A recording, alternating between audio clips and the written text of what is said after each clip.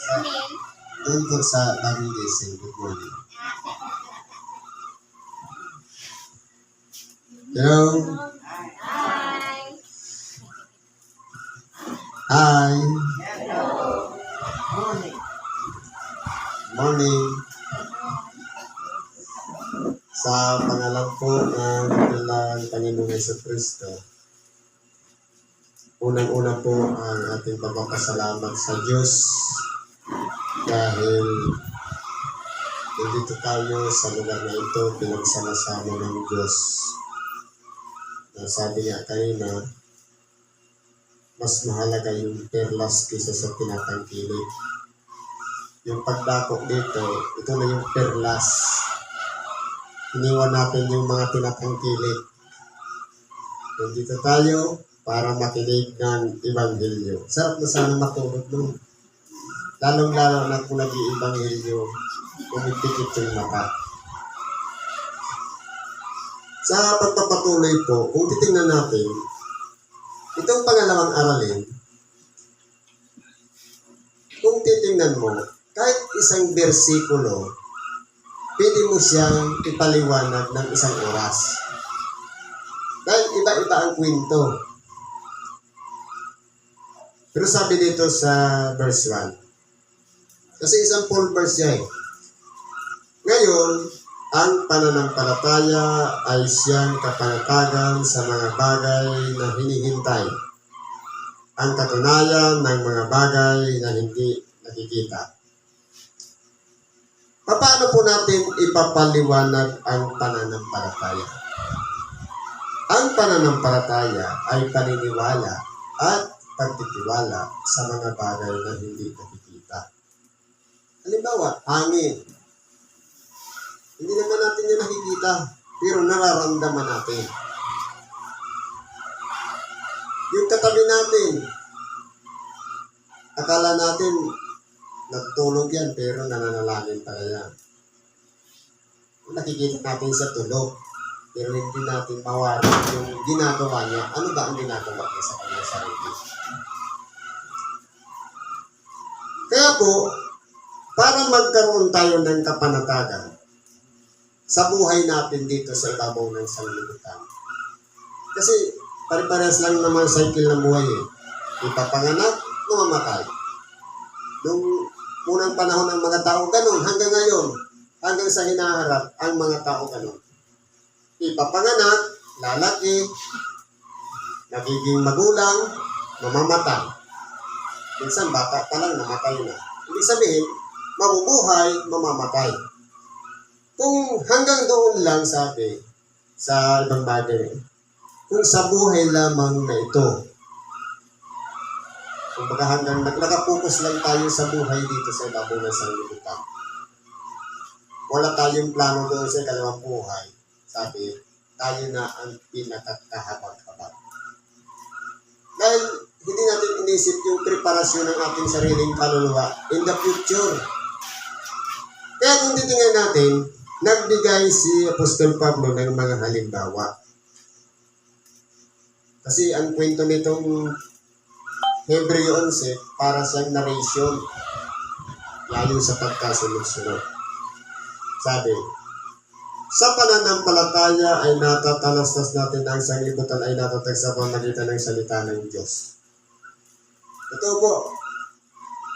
Dahil ang mga bagay ay nagmula sa mga hindi nakikita. Kung titingnan natin sa kwento ng narration, lahat kadiliman. Ang unang sinabi ng Diyos, magkaroon ng liwanag. At nangyari na nagkaroon ng liwanag at inihiwalay ang liwanag, tinawag na liwanag, at yung kadiliman tinawag na dilim. Sa makatuwid, doon pa lang sa narration, isang araw na liwanag pa lang. At nagkaroon o kung ano-ano pang nilikha ng Diyos. Pero kung titingnan natin, Yan ay mga alaala na lang, pero dapat nating sampalatayanan na iyon ay nangyari. Halimbawa, sabi dito, sa pananampalataya si Abel ay naghandog sa Diyos ng lalong mabuting hain kaysa kay Cain. Totoo po. Dahil ang mga binibigay na handog ni Abel, bagamat totoo, ipinaliwanag lang naman sa kanila ng kanilang ama na si Adam na may Diyos. Pero, nakamulatan nila kay Adam na ang maghandog. Yun nga lang, yung inihandog ni Cain, yung mga walang kwentang mga dapat sanay itapo na. Yun ang inihahandog niya. Samantalang yung kay Abel, yung pinakamaganda na dapat sanay kainin niya, yun ang ibinibigay niya. Kasi kung titignan po natin, yung unang produkto ng ating pagsusumikap, halimbawa, meron tayong panata. Pag ako nagkatrabaho, unang sahod ko, ibibigay ko sa Diyos. Mapalad tayo, magiging katulad tayo ni Abel. Pero kung halimbawa, kung ano lang yung tira-tira, na pinag-ayawan na natin, yun ang ibibigay natin, magiging katulad tayo ni Cain. Yung reject ang ibinibigay sa Diyos, yung kapakipakinabang sa atin. Ibig sabihin, mas mahalaga pa yung sarili natin kaysa sa Diyos. Una natin binubusog yung sarili, yung tira natin, siya ang ibibigay sa Diyos. Pero baliktad po dapat, yung kay Abel, yung una niyang, yung pinakamalusog, yung pinakamagandang panghain, yung ang ibinibigay niya sa Diyos, yung tira lang ang sa Kanya. Yung reject lang yung sa Kanya. Kaya po kung titingnan natin, kinalugdan ng Diyos ang paghain ni Abel kaysa kay Cain. Sabi nga, kahit patay na ay nagsasalita pa. Sa pananampalataya si Enoch ay inilipat upang huwag nang makita ang kamatayan. Imagine, si Enoch sa edad na, kung dito nagkamali, 69, nang ipanganak niya si Matusalem. Dahil nakita ng Diyos ang lakad ni Enoch dito sa ibabaw ng sanglibutan, na naging matuwid siya sa harapan ng Diyos, siya po ay inagaw ng Diyos. Kumbaga, inilagay siya sa isang lugar na kung saan inihanda siya, meron siyang gagampanan. Kung babasahin natin yung mga libro, may nakasulat dyan, yung dalawang nagpapako sa ating dakilang Panginoon, isa doon, si Enoch, na muling isinilang sa nung panahon ni Kristo. Ang isa doon, hindi ko na makatandaan yung isa doon. Parang si Elias.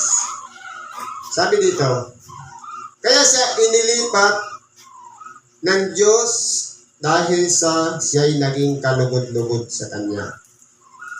At kung walang pananampalataya ay hindi maaaring maging kalugod-lugod sa Kanya, sapagkat ang lumalapit sa Diyos ay dapat sumampalatayang may Diyos. Ngayon po, i-apply natin sa ating buhay. Tayo pong lahat ay lumalapit sa Diyos. Pero po, kung ang paglapit natin sa Kanya, dahil lang sa kapatid, sinabihan tayo, pumunta ka ng mundo yan, magsimba ka. Kung hanggang doon lang, hindi naman tayo sumasampalatayang may Diyos, useless. Kaya po, para sabihin na kaya tayo'y sumasampalataya sa Diyos, dapat paniwalaan muna natin na mayroong Diyos. Dahil po, ano ang gagawin natin dito kung wala naman tayong kinikilalang Diyos? Pero alam natin may Diyos, pero hindi naman tayo nananampalataya. Bakit pa tayo nagpupuyat dito? Kaya po, unahin natin yung pagsampalatayang may Diyos. Ano pang ginawang halimbawa dito? Sa pananampalataya sinuwi ng paunawaan ng Diyos tungkol sa mga bagay na hindi pa nakikita, dala ng banal na takot ay naghanda ng isang daong sa ikaliligtas ng kanyang sangbahayan. Imagine, pinaunawa lang kay Noe na sinasabi, gugunawin ang mundo sa pamamagitan ng baha. Pero hindi niya naman alam ang kanyang unawaan, pero sinampalatayanan niya yung ipinaunawa sa kanya ng Diyos. Pinagtawanan pa nga siya ng mga tao. Bakit? Siyempre, sa gumagawa ng daon, siyempre ilalagay mo yan malapit sa tubig. Para kunting tulak mo lang, lumutang na yun doon. Pero bakit anong ginawa ni Noe? Doon siya sa bundok, gumawa ng daon. Pinagtawanan tuloy siya ng tao at kinutya.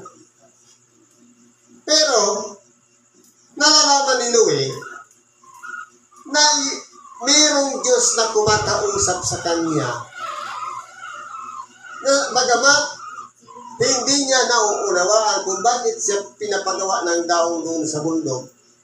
Pero, sinampalatayanan niya na bagamat hindi niya pa nakikita ang baha na kumbaga tataas ang tubig, aabutin yung bundok na yon para lumutang yung dao.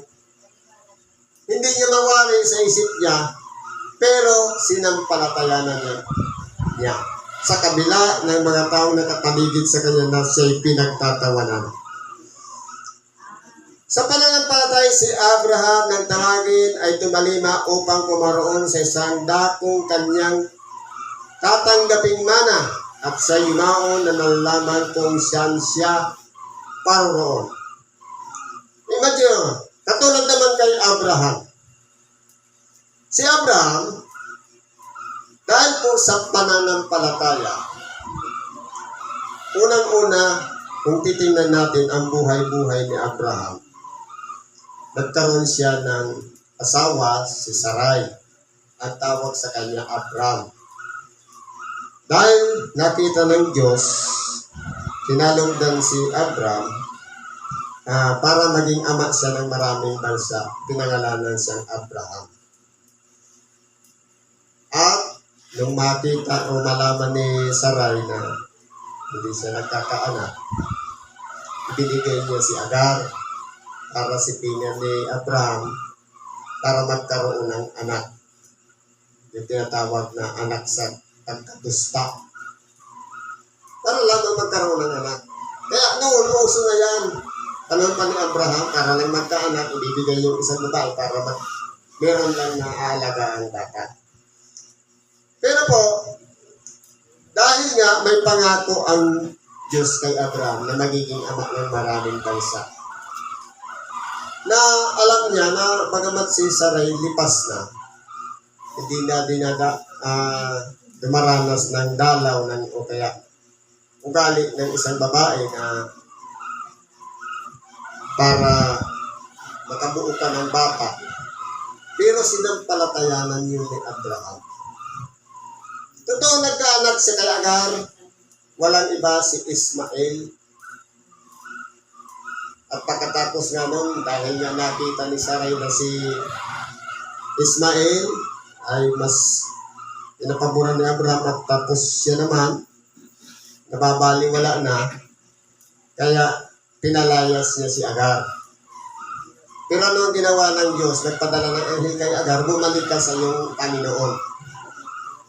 Tumakas siya sapagkat siya isang Ehipsyo. Pagkatapos po nun, nung bumalik na nagpahinuhod siya kay Sarah, na kanyang Panginoon o amo, at naglingkod siya kasi siya'y alila. Kayo, naalala ng Diyos yung pangako kay Abraham na si Ismael na anak ni Agar ay tinatawag na anak ng babaeng alipin. Pero si Sarah, naalala ng Diyos, kaya nung makipag-usap ang anghel kay Abraham na magkakaroon ng isang anak kay Sarah, habang kinakausap ng anghel, si Sarah naman nasa likod ng pinto ang tinatawanan, sa kulang ko ba naman na ito? Magkakaanak pa ako. Pero anong nangyari? Sinampalatayanan po yan ni Abraham. At sa pamamagitan po noon, muli siyang dalawin ng anghel na ipinangako na magkakaanak. Si Sarah ay naglihi nga ng isang lalaki o naganak ng isang lalaki na tinatawag na Isaac. Pero sinubok ng Diyos si Abraham, yung kaisa-isa niyang anak kay Sarah, bagamat may isa pa siyang anak kay Agar, na hiningi ng Diyos sa kanya para ialay. Pero po sa lakas ng pananampalataya ni Abraham, kahit nag-iisa lang si Isaac, handa niyang ibigay sa Diyos. Pero anong ginawa ng Diyos nung masubok si Abraham? Nakita ang katapatan ni Abraham na handa niyang itarak yung panaksak doon kay Isaac para patayin maging handog sa Diyos. Pagkatapos doon, kinausap siya ng anghel, huwag mong gawin yan sa iyong anak. Paglingap niya, nakita niya yung isang hayop doon na nakapulupot doon sa baging at kinalagan doon si Isaac at yun ang inikain nila. Kaya po, kung titingnan natin, ang lakas ng pananalig ay nakabatay po sa bawat isa sa atin. Kaya mga halimbawa na lang itong tinatalakay natin. Sabi dito, sa pananampalataya siya'y naging manglalakbay upang ay sa lupang pangako na gaya sa hindi niya sariling lupa at tumahan sa mga tulda na kasama si Isaac at si Jacob na mga tagapagmana ng isang pangako na kasama niya. Kaya po, itong si Isaac na naging asawa niya naman si Rebecca at naging anak niya si Jacob. Ngayon po, kung titingnan natin ang buhay ni Jacob at sa kanyang Esau, kambal po sila sa sinapupunan ng kanilang ina. Paglabas ni Esau, sumunod si Jacob nakahawak doon sa sakong ni Esau. Si Jacob ang nakahawak. Magkasunod po kasi silang lumabas. Kaya po, titingnan natin, sa buhay ni Abraham hanggang kay Isaac, hanggang kay Jacob, nanahan ang Diyos sa kanila. Kaya nga si Jacob, ang pini ng Diyos, at nung makipagbuno siya sa isang anghel, nagtagumpay siya. Kaya ang pangalan naman ngayon ni Jacob ay tinatawag na Israel. Nagkaroon siya ng dalawang asawa. Ang una niyang pinaglingkuran para mapangasawa dapat sana si Raquel. Pero ang ibinigay ni Laban na dapat sana mapangasawa niya dahil nakaugalian na ang unang ibibigay yung panganay, ibinigay niya si Leah. Yan mga babae na may talokbong. Nung magkasarili na yung dalawa, sinabi, nalin lang ako. Sige, kung gusto mo mapangasawa si Raquel, maglingkod ka uli ng 7 taon. Kaya po, ang naging anak ni Jacob, kay Leah, 6, kay Bilha, na kaniyang alila ay 2, kay Raquel, 2, at kay Silpa, na alila naman ni Raquel, 2. Kaya 12 angkan po yan. Yan yung tinatawag na lipi ni Israel. Sabi dito, balikan natin yung kwento ni Sarah. Sa pananampalataya, si Sarah rin ay tumanggap ng lakas upang ipaglihi ang binhi nang lipas na ang kanyang gulang. Isipin na lang natin, nanampalataya din si Sarah. Na bagamat wala nang sa isang babae ang makabuo pa ng bata dahil ilipas na. Kung sa buhay natin yan, hindi na nireregla. Minupos na. Pero nakabuo pa ng bata dahil po sa pananampalataya. Wala pong imposible sa Diyos basta sumampalataya tayo. Ipalagay natin na ang pananampalataya niya kung nagpukulang pa dahil hindi pa nangyayari, mas lalo pa natin palakasin. Kaya naman sumibol sa lupa sa kanya na tila'y patay na, nakasindami ng mga bituin sa langit, sa karamihan at di mabilang na gaya ng mga buhangin na sa tabi ng dagat. Ayon sa pananampalataya ay nangamatay na lahat ng ito, na hindi kinamtan ang mga pangako, ngunit kanilang nakita ang nanatanang mula sa malayo at kanilang ipinahayag na sila'y pawang taga-ibang bayan at manglalakbay sa ibabaw ng lupa. Kaya kung titingnan natin, yung pangako kasi ng Diyos kay Abraham na ang iyong magiging lahi ay sindami ng buhangin sa dagat at sindami ng mga bituin sa langit. Sinampalatayanan po yun ni Sarah at ni Abraham. Kaya po, dahil sa pagsampalatayang yan o pananalig sa mga bagay na hindi nakikita, ito na, tayo na po yung mga lahi ni Abraham. Bakit sinasabi lahi tayo ni Abraham? Kung titingnan natin ang buhay-buhay ng mga Hebreo o lahi ni Heber. Ang mga Hebreo kasi, ang tawag dyan, mga inanak ni Heber. Ang mga Hudyo, mga inanak naman ni Huda. Ganyan po kasi ang tawag sa mga tao. Pero tayo, tinawag na Pilipino, hindi naman tayo anak ni Prince, King Philip noon. Sinakop lang tayo. Pero ang tunay na lahi natin, Hebreo. Mula po doon sa tinatawag na lahi ni Ophir. Tayo po yun, mga Pilipino. Kaya po, yung pangako ng Diyos kay Abraham ay nangyari na sa atin. Kung titingnan natin, hindi lahat ng Hudyo na nandun sa Israel ay tunay na Hudyo. Ang tunay na mga Hebreo, yung nasa malayong silanganan. O kaya nasa bungad na unang dadaanan ng araw. Lugar po natin yan. Pero yung nandoon sa Israel, mga puti po yung nandoon. Kasi kung Hudyo yun, natira lang naman kasi doon, dalawa na lang lahi ng salipi ni Israel. Lahi ni Huda, kaya tinatawag na Hudyo.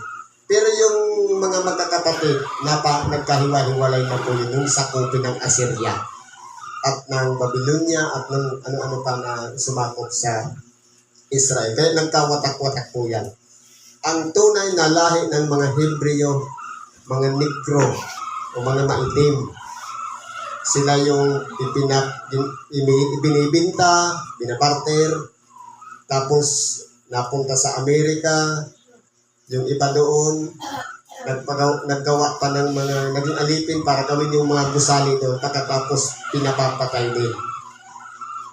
Yan po, dinanas lahat ng mga Hebreo. Kumbaga, ina po na lang yung Hudyo after na yun kay Abraham. Lolo kasi ni Abraham si Heber. Sabi dito, sapagkat ang nagsasabi ng gayong bagay ay nagpapakilalang hinahanap nila ang lupaing kanilang sarili. Totoo po, kahit walang direksyon ang buhay noon ng mga Israelita, alalahanin na lang natin yung panahon ni Moises. Hindi ba inapo na rin ni Israel si Moises? Kasi kung titingnan natin, doon sa mga anak ni Isay, ang mga tao po noon, dahil po doon sa lahi na yun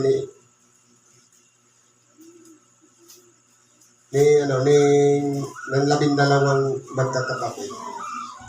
Si Jose, kinalugdan ng Diyos para lang maisalba ang Israel. Sa tagguto, gumawa ang Diyos ng paraan. Si Jose ay ibininta at kumbaga gumawa pa ng drama yung magkakapatid. Nilapa daw ng leon. Pero yung pala, ibininta nila doon sa mga Ehipsyo.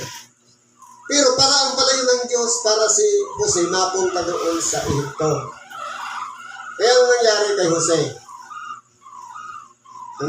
nung naibinta na siya doon, dahil magandang klase siyang lalaki at kinagigiliwan ng mga babae doon, pinaratangan siya na kumbaga may pagnanasa sa sabay kasi napunta sa bilangguan. Ngayon, may nakasama siya doon dalawa. Yung isa katiwala ng hari na magtitinapay, ang isa magsasaro. Sabi parehas nagkaroon ng panaginip yung dalawa. Pero parehas yung napaliwanag ni Jose. Ang sabi, paglipas ika nga ng 3 araw, ikaw ay ipapapatay sa magtitinapay. Nangyari nga. Pagkatapos ng 3 araw, nung sinabilanggo, ipinapatay siya ng hari. At doon naman sa magtitinapay o magsasaro, pagkatapos ng 3 araw ay ikaw ay ibabalik sa iyong paglilingkod. Kung naroon ka na, alalahanin mo ako. Yun ang bilin ni Jose. Ngayon, nung makabalik po yung magsasaro sa kanyang tungkulin, ito pong yung magsasaro, naaalala niya si Jose. Dahil yung paraon na nagkaroon naman ng panaginip na hindi maipaliwanag kinuman. At ipinaliwanag yun ni Jose. Kaya si Jose naging gobernador. At ang itinataas lang ng hari sa kanya, walang iba, yung singsing. Kumbaga sa tungkulan, mas mataas ang hari sa kanya. Lamang lang ng isang singsing. Kaya kung titingnan natin, paraan yun ng Diyos para yung mga Israelita mapunta doon sa Ehipto para ipaghanda si Jose. O ipaghanda na si Jose ang gagamitin para sila'y mapunta doon. At dumating nga panahon, nagkakilala sila na yun pala yung ibininta nila na naging gobernador na doon sa Ehipto. Kaya kung titingnan po natin, yung mga kwento na yan, napakarami pa po kasi mga kwento tungkol sa buhay-buhay ng mga tao na sumasampalataya sa ating dakilang Panginoon. Sabi dito, nagtawa natin to. Ngunit ngayon ay nagnanasa sila ng lalong magaling na lupain sa makatuwid bagay ang sa langit. Kaya hindi sila ikinahiya ng Diyos na tawagin Diyos nila sapagkat kaniyang ipinaghanda sila ng isang bayan. Kaya kung titingnan po natin, nung panahon ni Moises, bagamat hindi nakita ni Moises, pero natanaw niya sa malayo yung lupang pangako ng Diyos. Pero hindi siya nakapasok doon. Dahil po sa siya'y nagkasala, inako niya ang isang bagay na ginamit lamang ng Diyos para sa'y mamahala, pero hindi niya po naabot yung pangako ng Diyos na lupa. Pero kinalugdan pa rin sila ng Diyos bagamat matitigas ang kanilang mga puso.